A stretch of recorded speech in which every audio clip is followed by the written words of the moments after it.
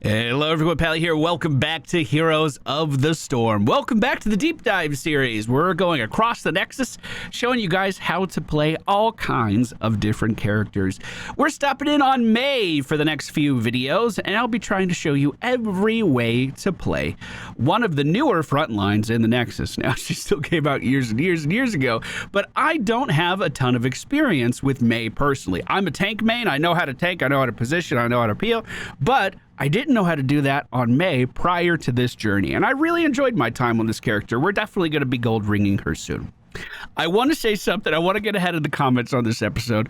Part of getting ready for our 24-hour charity live stream that's going to be happening on November 8th to raise money for sick kids is that I cut caffeine out of my life. And while we were recording today's episode, I had the worst caffeine headache. I mean, I was barely coherent, barely here in real life to commentate the video.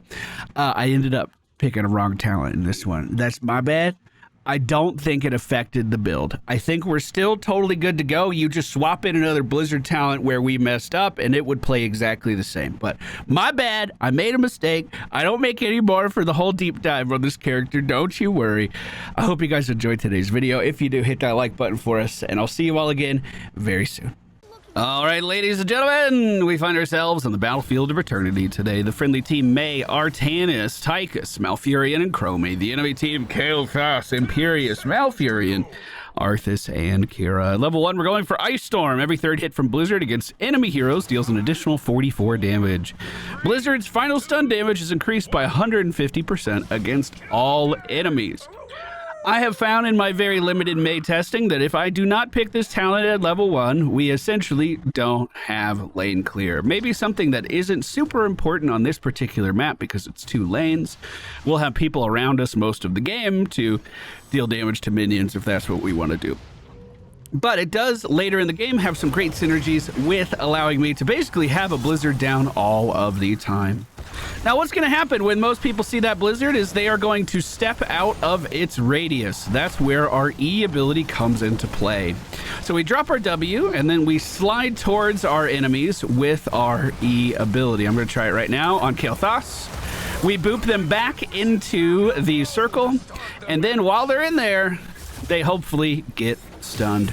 As Kira latches onto me, we are going to go immune with our cube. Well, I guess not really immune to damage, but immune to her spinning around me. Great stun on Malfurion. We can auto attack him down for the remainder of his life. And Arthas Menethil falls soon after.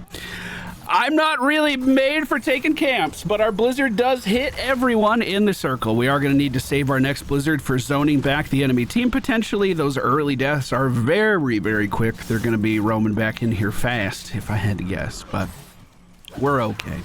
Kael'thas for the enemy team decided he was going to be the one fighting Artanis up top. Kael'thas does have great lane clear. I just expected it to be this guy right here. Our Q ability is called Snowball. Snowblind. Why isn't it called Snowball? We throw a snowball at an enemy, and if that snowball hits an enemy, they're going to be blinded for, I think, 1.5 seconds, 1.75 seconds. It also applies a little slow, so it can help land your other abilities as well if you wanted to combo everything together. Kira, stunning herself, is going to get hit by that snowblind and auto-attacked to death. Nice. So it does seem like if I don't have abilities up, I'm not a character. At least with this particular build. We're going to combo with that Malfurion root with a beautiful stun off to the side again. We'll dip into my like 40-second cooldown ice cocoon, and we'll come out healthy as ever. At level 4, which was a level ago, we're going to take Cold Front. Reduce the cooldown of icing by 3 seconds. If May enters her own Blizzard while icing, we get some mana back and it reduces the cooldown. So basically all that means is I need to make sure I'm using my E when my W is down, and then we can use our E a lot more. Displace people around a bit more.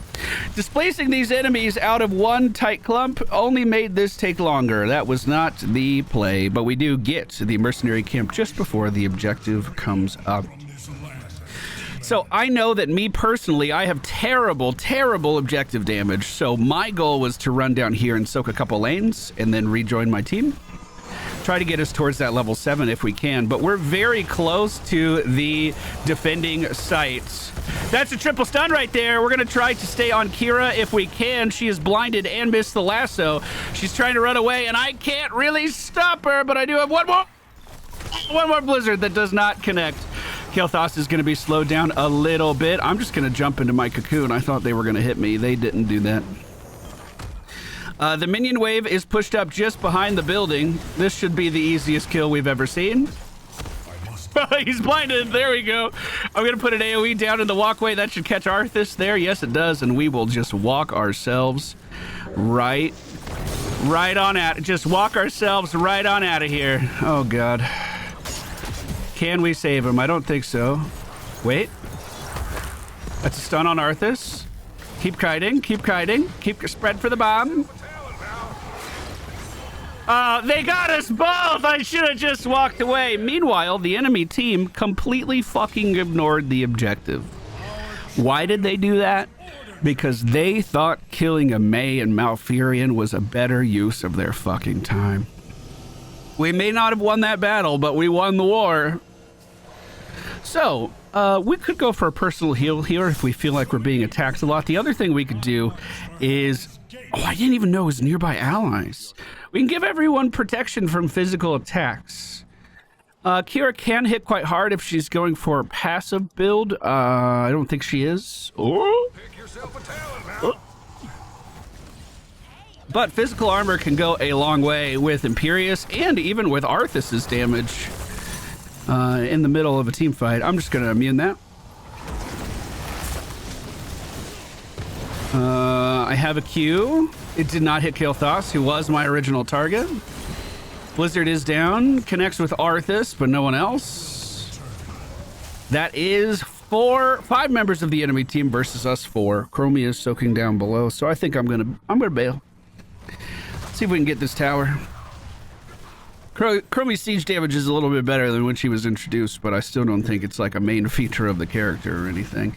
Enemy team is missing from the top lane, just like Kira is missing every lasso that I've seen.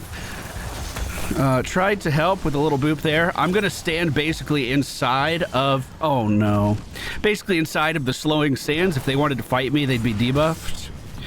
Dropping a slow for our Furion. The stun does connect on Imperius. I don't think Tychus should run it down to try to get that, but Tychus had other plans. We're going to take our sippy cup and just try to AoE clear this. With our level 1 talent, we do have a decent chance of just clearing the lane before it becomes too much of an issue.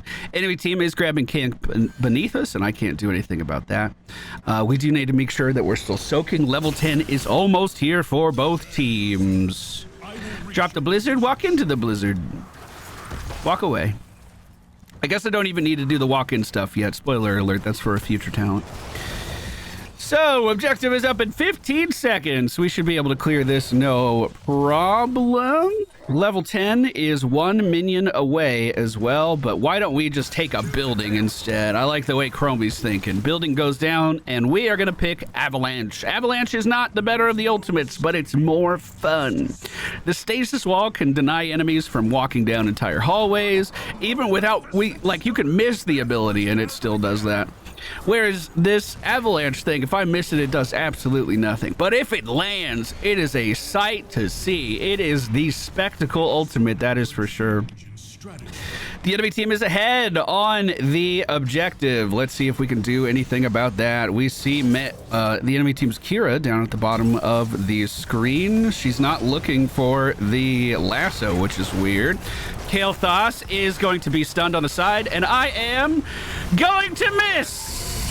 So I was doing some testing with the Avalanche in between games. I'm going to go ahead and form a rock right here. We'll put down a little AoE trying to catch the Imperius, but he does walk away. The hitbox for the Avalanche starts out the same size as May's hitbox. If you want to go ahead and look at that green bar underneath me, that's what that is. It's my hitbox.